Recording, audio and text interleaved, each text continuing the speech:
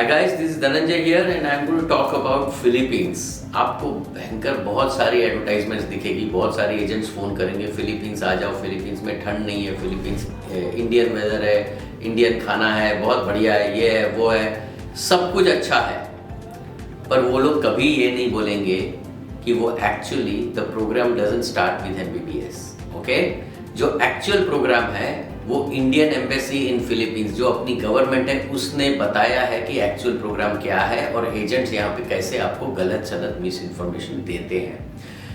अगर आप इस चीज़ को बहुत ध्यान से सुनोगे और समझोगे और रिसर्च करोगे तो you are never going to go to Philippines unless you have taken a right route to go to the Philippines. Okay?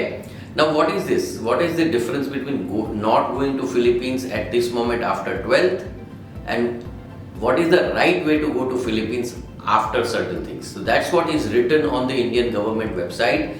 That actual program जो फिलीपींस के अंदर है वो पहले आपको MBBS में नहीं डालते, 12th के बाद में आपको BS में डालते हैं। ये एक मिनिमम 2 साल का प्रोग्राम है जो BS का प्रोग्राम है जो आपको करना चाहिए, करना पड़ेगा, otherwise you can not enter into MBBS। Okay, तो अपने इंडिया के अंदर तो सब कुछ चलता है, ठीक है? तो वो आपको पहले बोलेंगे 6 लाख रुपया आप दे दो, मैं आपको इंडिया के अंदर BS करा दूंगा या वहाँ पे भेज दूंगा, तो 2-3 लाख रुपया एक्स्ट्रा डाल देना खाने पीने का वहाँ पे, तो 8-10 लाख रुपया आपका जाएगा, बट आपका गारंटी है कि आपका MBBS में एडमिशन हो जाएगा। आगे पढ़ो इस वेबसाइट के ऊपर, हमने दिखाया है, आप इसको बहुत ही ध्यान से पढ़ो। सिर्फ BS करने से आप एंटर नहीं होते MBBS में, वहां पे एंट्रेंस एग्जाम है।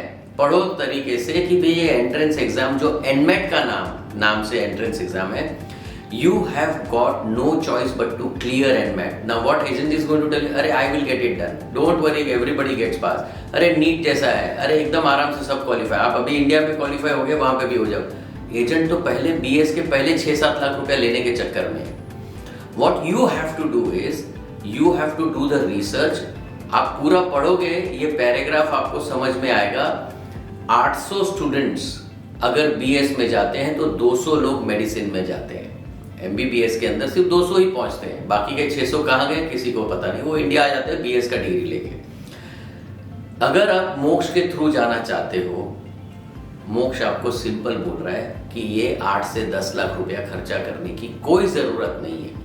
शांति से इंडिया में आपको क्या लालच क्या देंगे एजेंट कि 1 साल में BS का प्रोग्राम इंडिया में हो जाता है। आप ये लाइन पढ़ो इस पैराग्राफ में, 1 year program in BS is not acceptable.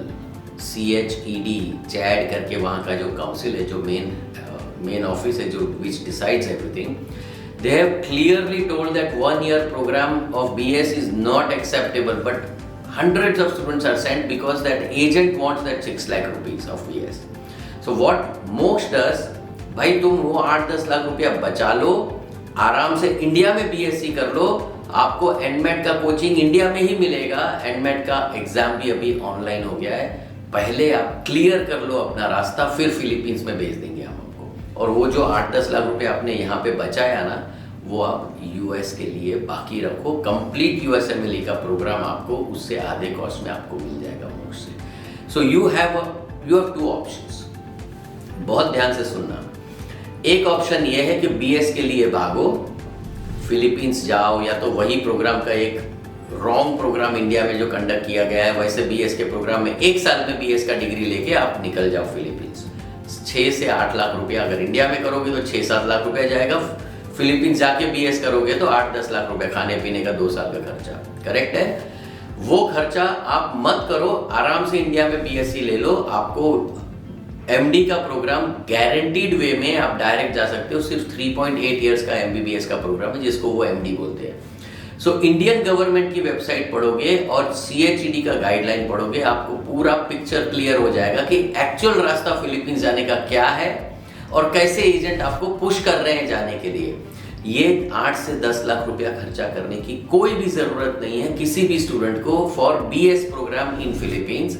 You can do BSc plus NMAT। आप सोचोगे सर BSc में 3 साल लग जाते हैं, वहां पे BS 2 साल में, यार नीट 3 बार अटेम्प्ट करते हो, 8-10 लाख रुपए पेरेंट का बचा लो, आपके ही काम आएगा USMLE की एग्जाम के लिए। I hope you understood.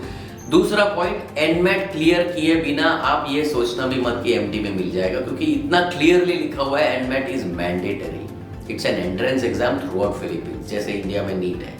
अगर आप वो नहीं पास करोगे, एजेंट की बातों में आओगे, वो एजेंट दिखने वाला भी नहीं है कल जाके, क्या करोगे आप? सो इस सिचुएशन में आप अपनी करियर प्रॉपर रिसर्च करके सही कंट्री और सही यूनिवर्सिटी में करोगे, और सही प्रोग्राम भी करना पड़ेगा फिलीपींस में। No need to spend 8 to 10 lakh rupees in Philippines for BS program. I will show you a way. Just call up मोक्ष। आपके पास एक वेबिनार लिंक भी है नीचे, वेबिनार लिंक आपको, काउंसलिंग का बटन दिख रहा है आपके हमारे मोक्ष के मोबाइल ऐप में। काउंसलिंग का बटन दबाओ, आपको सामने लाइव काउंसलिंग कितने बजे है लिंक वहीं से मिल जाएगी, ज्वाइन हो जाओ। आपको पूरा का पूरा, अभी 3-4 मिनट में मैं इतना बता सकता हूँ कि अलार्म हो जाओ। It's a warning, you must do research before going to the field.